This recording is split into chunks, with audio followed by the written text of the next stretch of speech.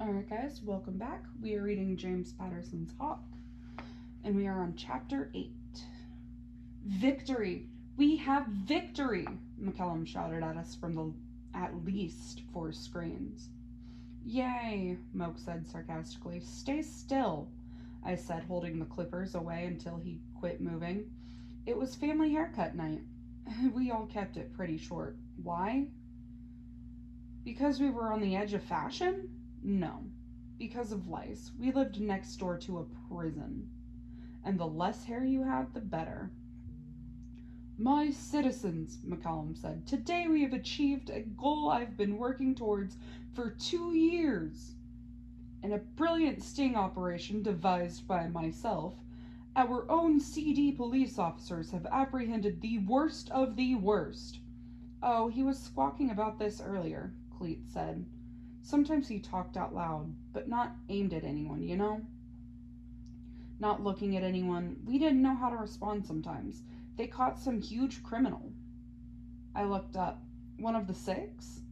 No, said Cleet, facing the wall, rocking slightly on his toes. Someone else. He killed a bunch of kids and some other stuff. Whoa, I said, pushing Moke out of the chair. They're bringing him here? Calypso said suddenly. Her eyes bright, she looked off into the distance and held up one finger. 20 seconds later, we heard the whining sirens of cop cars. A minute after that, their flashing green and yellow lights flashed across our faces. How bad is this guy? I wondered out loud. The worst. Biggest criminal we have ever caught, McCallum shouted. Almost like he was answering me specifically. He's going into our maximum security lockdown at McCallum Incarceration.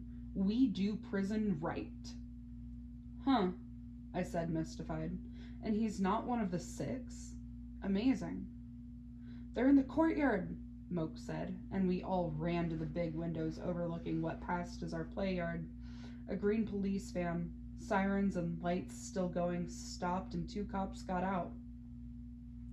They unlocked the van and yanked out their prisoner. He's going to be a troll, Rain said, watching from under her hood.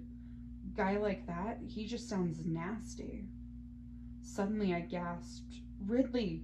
My hawk had just came down and landed on that creep's shoulder. She'd never done that to anyone but me. Oh my God, she's gonna take his eyes out, I proceeded with excitement. Go, Ridley, go! I shouted, urging my bird on. I knew I sounded just like the crowd the other night, excited at the idea of blood. But this guy had killed kids. He deserved whatever he got. But Ridley didn't attack. She pushed her beak through his black hair, then took off into the night. My mouth open, I watched as the worst of the worst turned around. Of course he could see us. We were standing in front of a big, brilliantly lit window. Quickly, I pushed my lab rats aside and flicked our lights off. Why'd you do that? Cleet asked. I shrugged. Better for them not to see us, no? Since Ridley had left, the horrible murderer had been staring right at us, like he was memorizing our faces. Like we would be his next victims. A shiver ran down my backbone, and I realized the covert feathers at the top of my shoulders were bristling. I stepped further backwards into the darkness. Still, the murderer seemed to see right through everything. Right through me. The guards prodded him along, and the gate to the long walkway leading to the prison opened. On the other side of our play yard, true, we had never used the play yard much. It was a 1/4 of an acre of depressed grass and eager weeds. But who had thought it would be good to put a prison right on the other side? A moron? Until he had to turn and go through the tall iron gates, the murderer seemed to keep his black eyes intently on me. Was he looking at my black mohawk, the ring in my nose, the feathers tattooed above my eyebrows? I didn't look that unusual. Lots of kids looked like me. without the actual wings, which were hidden. And me, I couldn't look away from his angular, strikingly handsome face. He was the furthest thing from a troll. Despite his evilness, my feathers were bristling, my wings itching to expand, and my breath was coming faster, almost like my body was responding to him. What was the deal between this horrible killer and me? Chapter 9. My gang was talking about the murderer like it was the most exciting thing that had ever happened. Maybe it was. But I felt uneasy, maybe a little afraid, and I didn't want to show it. "It's time, Hawk," Cleet said in my general direction. He tapped the watch on his wrist, the watch I'd stolen for him. He was intense about time and schedules. Right, I said. I took off my poncho. Everyone here was a freak. My wings didn't make anyone blink. "Will you be gone long, Hawk?" Calypso asked. I pushed my fingers through her short red curls. "Depends on how much laundry there is, kid." I said, "'Kay," she said. The manager of the children's home, a woman named Stella Bundy, had put us to work a couple years ago once she realized we were some freakish misfit kids still living in the McCollum Children's Home.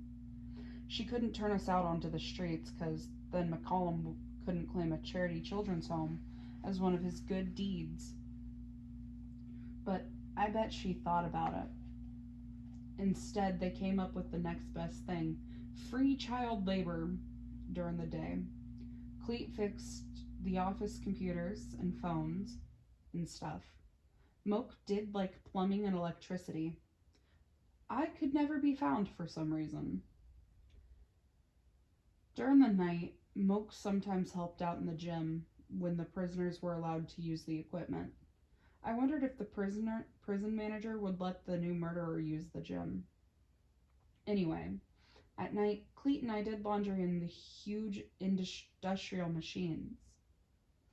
When we were all together, Cleet faded into the background, but when it was just me and him, he never shut up. "I'm really close, Hawk," he said, happily enjoying our time together, as usual. "Oh yeah?" I said, automatically dumping bins of laundry into a wheeled cart. Most of the laundry was from the prison, and most nights we saw bloody sheets, jumpsuit, towels. Everything in this city has blood on it, from the sidewalks to the wash rags. "Yeah," said Cleet. "I had to install some updates at the offices, and it was taking forever. So I was working on my own stuff, and Hawk, I swear I'm close." "Close to what?" I could work without thinking. I could usually talk to Cleet without thinking, because he didn't require a lot of interaction. I'd heard it all a million times before. He was close to a breakthrough, he was about to change the world, and no matter how many times he failed, he kept trying. I kept listening because I thought he really might change the world someday. "It'll be an app," Cleet said, lowering his voice. "If I install it onto the office computers, it'll start replicating and infiltrating other computers. Hawk, it'll change everything." I gave him an absent smile. "Yeah?" "Yeah, it'll totally change the balance of power, for one thing," he said. "Everyone could have power, not just McCallum. I hate McCallum and his voice box. It's awful, it hurts my ears." "I know, bud," I said, adding an extra bleach to this load. This was his biggest idea yet, and while I loved hearing about it, it felt like a daydream, kind of like mine, about my parents coming back to my corner to get me. It's hard to get excited about something, is never gonna happen. "Yeah, I'm close." The other workers, mostly opes, hired by the day, shuffled in and started mechanically picking up mops and brooms, then shuffled out again, as if they hadn't seen us. That made sense, since we weren't two giant bags of dope. "Another thing," Cleet said later. We stood opposite each other at one of the large folding tables. each with baskets full of towels. Usually we raced to see who could get them all folded fastest. Just about the only entertainment around here that didn't involve something illegal or somebody getting hurt. Okay, go, I said, and we started folding. I heard about these really cool experiments over in the labs, Cleet said, expertly folding towels in seconds like a machine. Really? I said, looking at him. This was different. Any time I'd heard the word experiment, my ears perked up. They're messing with memories, he said, like memories are stored in your DNA, right? It depends on how the chemicals are laid down. First, you gotta glutamate activating the neurotransmitters. Cut to the chase, I said gently. Yeah, he said. Anyway, so they're taking the murderers and trying to erase the memories of the bad things they've done to help them rehabilitate. If they wipe out just those memories, is it working? I asked, eyeing his pile of towels. Cleet was getting involved in his story, and if I could keep him talking, I might win our little competition. He shrugged. It might someday. Right now it's hard for them to choose just a few memories to erase. A couple of lifers got wiped completely. I slammed my hand down on the table. Done. Cleet's face fell a little, but he perked right back up. Count, he demanded. I know I did more than you. I rolled my eyes. Fine, I said as I counted my towels. What do you mean wiped completely? Like they don't know their own names completely, Cleet said, his own fingers flying through his pile. 78. I was still counting. Oh my god, 77. I hated to admit it, but Cleet beamed. He didn't win often. Suddenly, his smile disappeared and he clapped his hands over his ears, sinking to the ground. The Vox voice started. Was filling this room, this building, this city with unbearable, painful, eardrum-breaking noise. I went away inside myself till it was over. A pleasant daydream like Cleet's where he saves the world with his app. I guess I'm selfish, but I don't want to save the world. All I want is my parents back. If they could erase memories, they could also uncover memories. It killed me that out of all of this stupid info my brain had chosen to squirrel carefully away, it had somehow let all the memories of my parents slip through its coils. When my parents had left me, I had been old enough to understand instructions, understand promises. Old enough to understand that Ridley was a friend, not a pet. But I couldn't remember anything before the day they stood me on the street corner. Couldn't remember their faces, their names, what they'd smelled like. Cleet stood shaking his head, which told me the Vox voice was over. God, he said, massaging his ears. It's so horrible. McCallum is such an asshole. My program is gonna change all of that. Change McCallum? I asked. No one's ever seen him.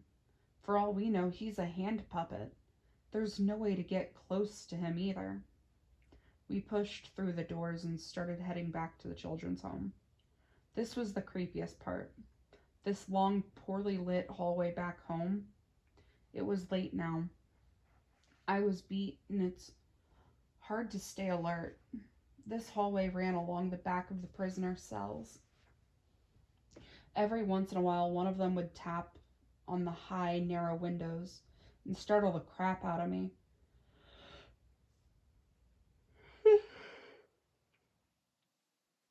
Usually this was followed by a laugh or suggestions that made my ears burn.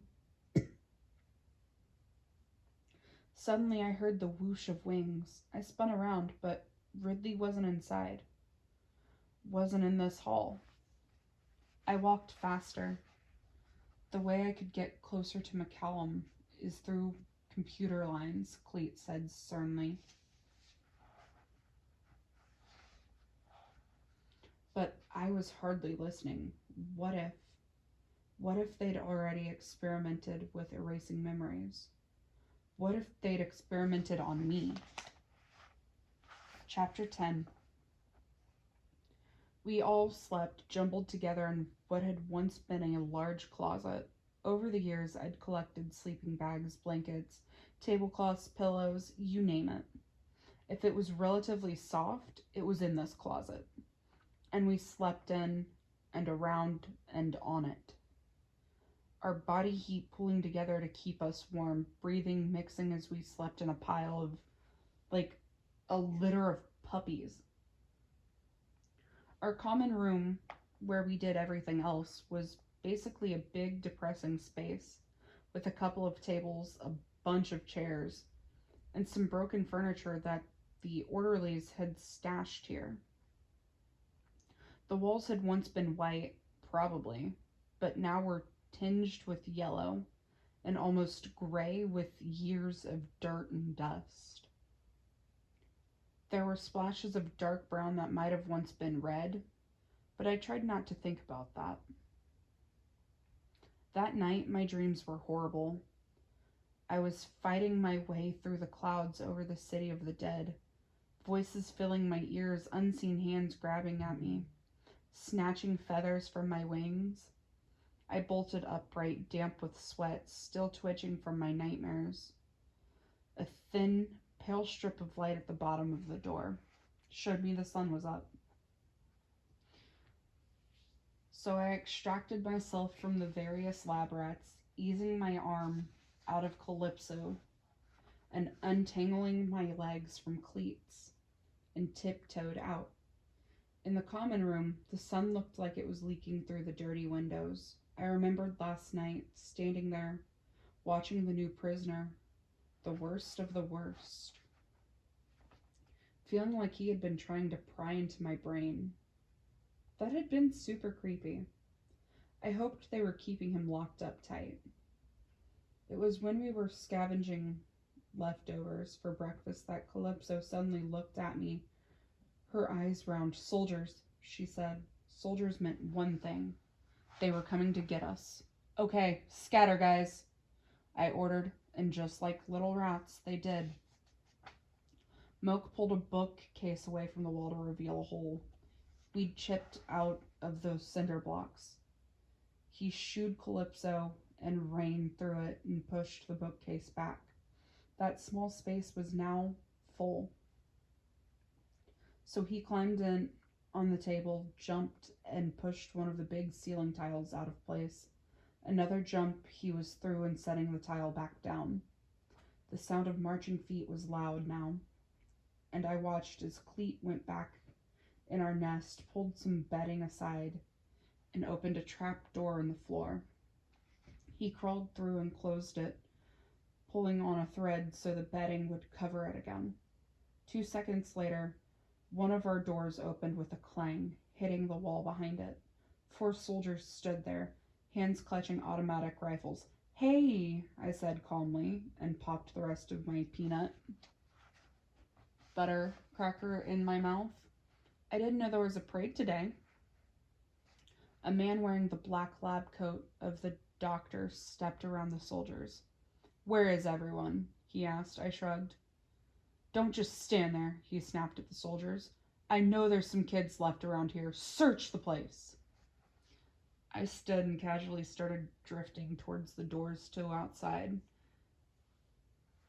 They were here because we were lab rats, after all.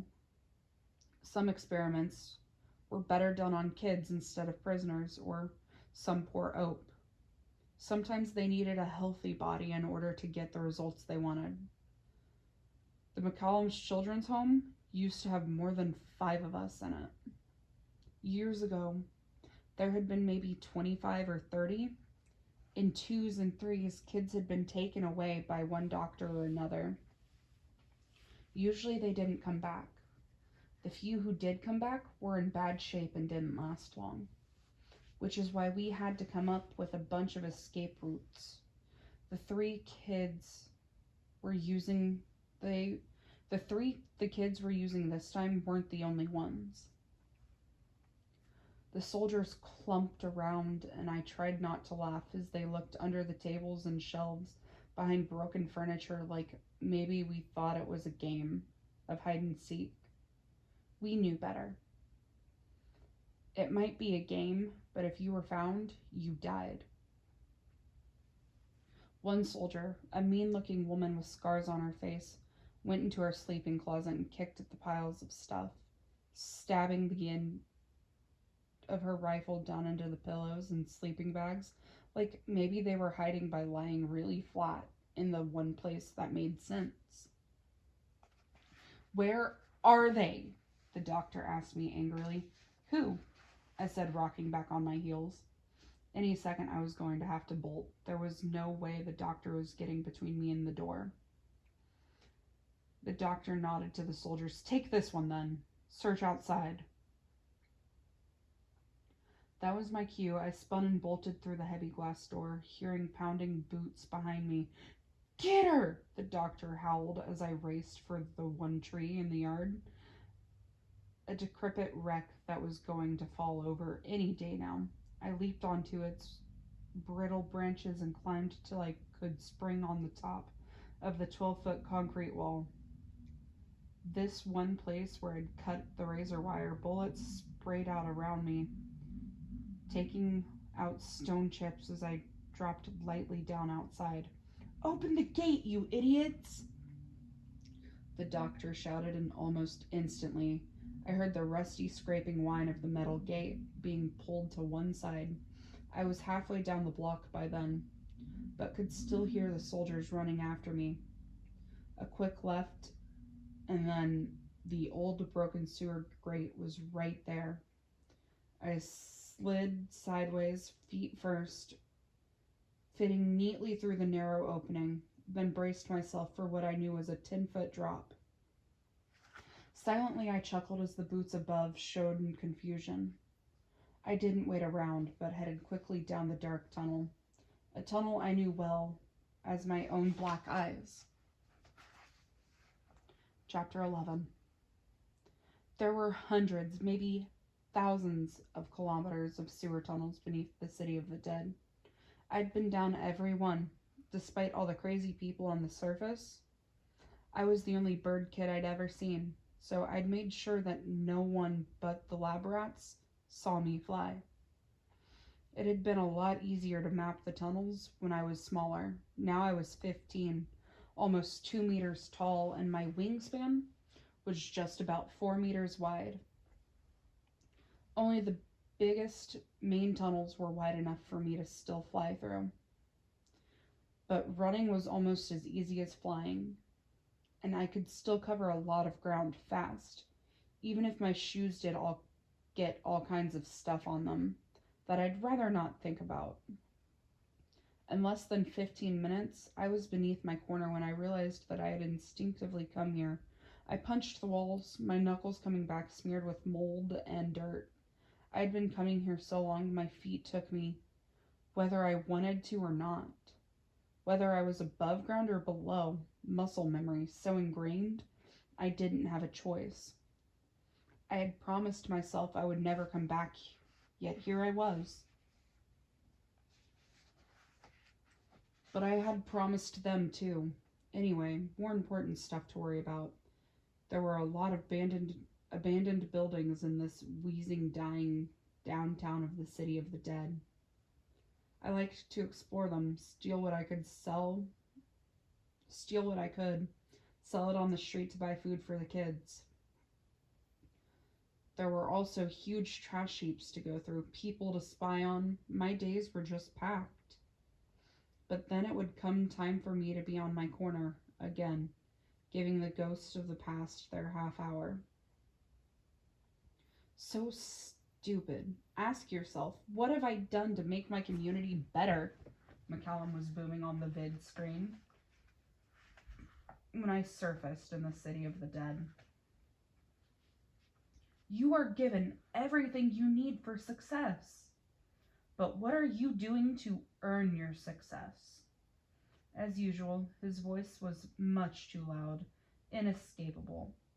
His broad face pixelated like he gave off the interference himself. By late that afternoon, I had done a lot to earn my success. The morning had been great. I'd broken into a forgotten locker near one of the old, unused underground train tracks. Got all kinds of neat shit. I'd taken it to the market square and sold all of it. Bought food. Now it was just about time for my vigil, even though I'd said I wasn't going to do it anymore. My body took me there anyway. How could I fight that? Might as well be there for the usual time. If nothing else, I could scope out the people. Sometimes it helped to know what people needed, to better judge what I should steal. I might even see Petrio, but no. I shook my head. I don't want to think about Petrio and the dead Chung Prince lying broken on the sidewalk. Even though he had survived the duel, I sighed, scratching out a flea bite on the back of my knee. At least I had Ridley to keep me company. Got any money? The Oaf's dirty, desperate face came at me from the shadow. Nope. I said, you want a banana? The Oaf's eyes turned crafty, and I instantly realized that she would take the banana and sell it to another Oaf, then save the pennies for her next fix. Yes, she said eagerly, holding out two shaking, freckled hands. I held it out of reach. You can have it if you eat it right now in front of me. I said, otherwise, go bug someone else. The Oaf frowned, thinking, then held out her hands. I gave her the banana. Once she started eating it, she wolfed it down, cheeks puffing out. I gave her some stale bread, and she ate that too. Is that chicken? She asked with a mouthful, pointing at Ridley on my shoulder. You gonna eat him? Ridley squawked indignantly as I tried not to laugh. Not a chicken, I said, feeling her talons cling a bit too hard. Not gonna eat her. We live in the best city anywhere, McCallum shouted as the Oaf shuffled away. But I can't make it the best all by myself. His unnaturally white smile stretched across the vid screens. What are you bringing to the table? Why do you deserve the space you're in? The space I'm in? Ha! Not only did I deserve it, but I couldn't freaking get away from it. It's like my parents willed that corner to me or something. Freaking nut, I muttered, heading towards the next street, the main street. As usual, Ridley took off to do an overview of the street from above. I knew she'd join me later. At my corner, a big, muscly guy was waiting for me. He was twitchy, jacked up, his fingers tapping the wall behind him. He knew it was my corner. Hell, everyone did. But everyone likes to pick on Hawk. I could just do a Yui, fade into the crowd, slip into an empty building, jump off the roof, head home. That would make sense. It was the only thing that would make sense. Rolling my eyes, I kept walking, aware of a few regulars on the street stopping their convos. Looking up, waiting to see the fight. This guy had probably been paid to be there, to fight me. He was bigger than Cleet, and Cleet was dang big. I was close enough now to judge his pale skin, the grayish circles under his eyes. He was an Oaf. He needed money. Someone at Death set this up. I was about to get real close while he was scanning the crowd in the other direction. I don't believe in fighting fair, so I trotted up to him, pulled my fist back, and then wham!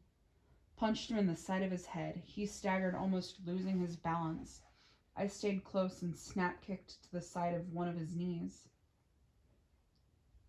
knocking him to the ground where he lay, looking up at me, confused and mad. The whole thing had taken 6 seconds. You bitch, he sputtered, getting clumsily to his feet. Stay down, I warned him, but he didn't listen. Like an angry bear, he hulked towards me, his large, meaty hands curled into brick-like fists.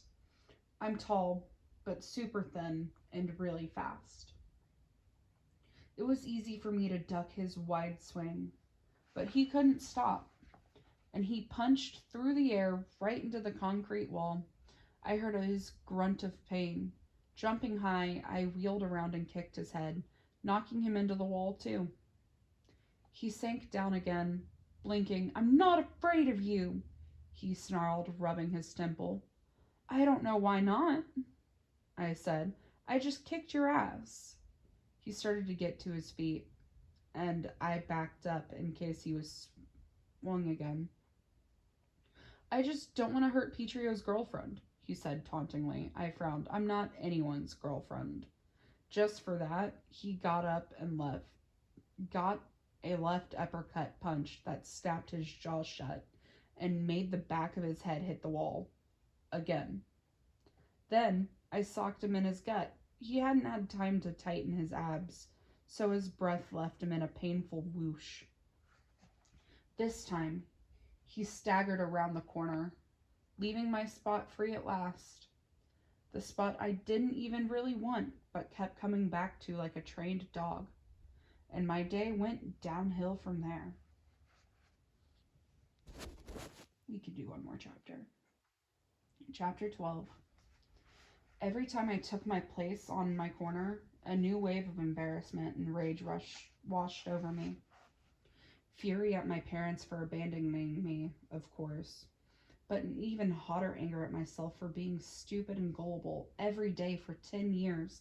I would never forgive them. I could never forgive myself. The minutes passed with miserable slowness. I tried to distract myself by watching people watching. There was always some drama going on. Up the street, two women with rival plastic goods were shrieking and hitting each other with toy umbrellas, rain boots, packages of cups. Every so often, an ope came up to me, begged for money. Sometimes they took the food I offered, crackers, corn nuts, some kind of jerky that might be real meat, and ate it in front of me. Mostly they refused and went on begging. Whatever, I'd always give food to people. But if they didn't want it, it just meant more for us. I smiled, thinking about the haul I'd made this morning. Had I already checked every underground train stop along the lines? Probably not. I tend to stick to sewer pipes and mechanical access tunnels. I'd been down all the underground train lines. I was sure of that.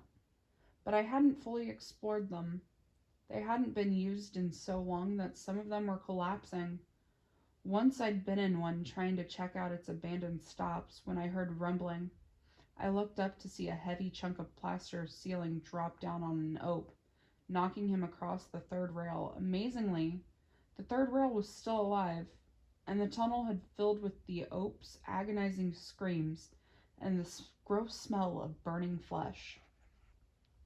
He'd popped like a tick, and I got out of there. So I hadn't checked them out as thoroughly as I probably should. The memory of that smell kept me away.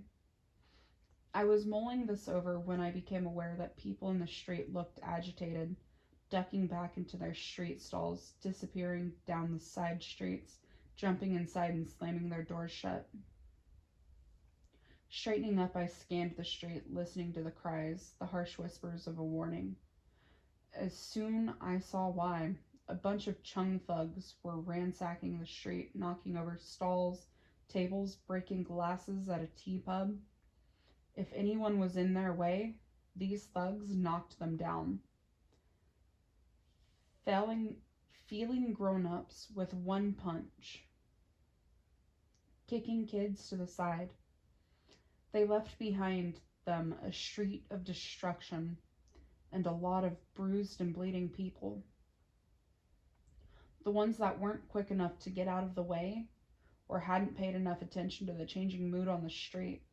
I stepped onto the boarded up stoop of the building on my corner, totally out of their way. My fist automatically clenched, my feathers bristled. I counted at least 8 of them, male and female, all pretty young. They had razored haircuts and tattoos and other body mods like stubs of horns put under their skin of their foreheads, 20 rings and 1 ear, piercings through upper lips, eyebrows, and septums, of their noses. I looked like a cuddly kitten next to them. They stopped not far from me, made a circle, their backs to one another. "We're looking for witnesses," a guy bellowed. "One of our own was murdered yesterday." The woman's bleach blonde hair contrasted oddly with her smooth tan face. "We know some of you must have seen it." Murdered? They weren't going to pretend that the duel had been fair. Weren't going to slide back into the shadows and accept defeat. That meant trouble for Petrio and the Sixes. Big time. I thought back to when one of Petir's henchmen had snapped the Chung prince's neck, after Petrio had spared him. Had that been only yesterday? One of the Chung's people took out a semi-automatic pistol and shot into the air. People scattered. I calculated the angle of the bullet and followed its trajectory downward. It fell against a window, breaking the glass. When I looked up again, one of the Chung soldiers was looking right at me. I glanced away quickly, trying to seem unconcerned, but he was headed my way. I could run, but unlike most regular people in Opes, these guys were probably genetically enhanced, as much as they were physically altered. The Chungs took security very seriously. "You," the guy said, pointing his gun at me. "You're a street rat. Is this your corner? Did you see it?" A woman came up to him next, her long black hair hanging down in two braids, tied with a silk ribbons to match the Chung's uniform. "Don't make us cut it out of you," she said, pulling out an 8-inch hunting knife, the kind used to skin deer or wild pigs. "My name is Kai Isu. It was my brother, Prince Chul, who died yesterday. You will tell us what you know." Her voice was icy, a bit raw, as if she'd been crying. "I don't know anything," I said firmly. "I didn't see her." "Grab her," Kai Isu ordered. With that, we will go ahead and stop here. I will continue this book at a later time. Thank you for coming by.